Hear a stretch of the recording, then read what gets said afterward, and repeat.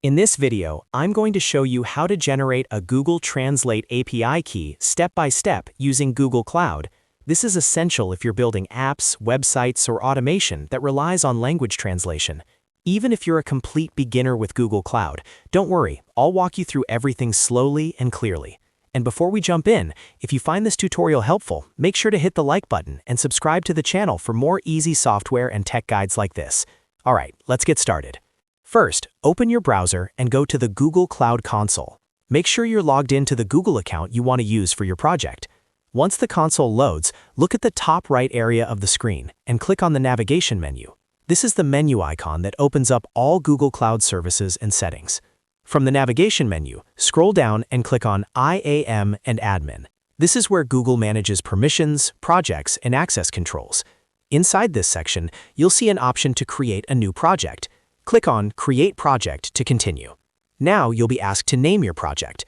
Choose a name that helps you remember what this project is for, like Translate API Project or Language Translation App. You can also select an organization if your account has one, but this step is optional for most users. Once you're done, click Create. Google will take a few seconds to set up your new project. After the project is created, make sure it's selected as your active project at the top of the Google Cloud Console. This is very important because any APIs you enable will be linked to the currently selected project. Next, go back to the navigation menu and click on APIs and Services.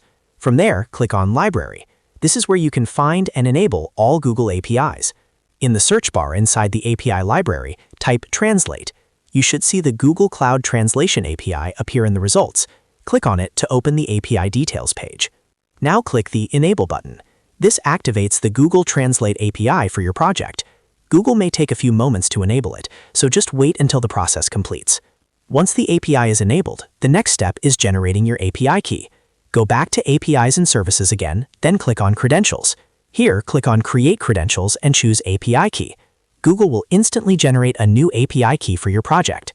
Copy this API key and store it somewhere safe. This key is what your application will use to access the Google Translate API. For security, it's a good idea to restrict the key by application type, IP address, or domain, especially if you're using it in production. And that's it. You've successfully created a Google Translate API key using Google Cloud. You can now use this key in your app, website, or software project to start translating text automatically. If this video helped you out, don't forget to hit the like button, subscribe to the channel, and turn on notifications so you don't miss future tutorials. Thanks for watching, and I'll see you in the next video.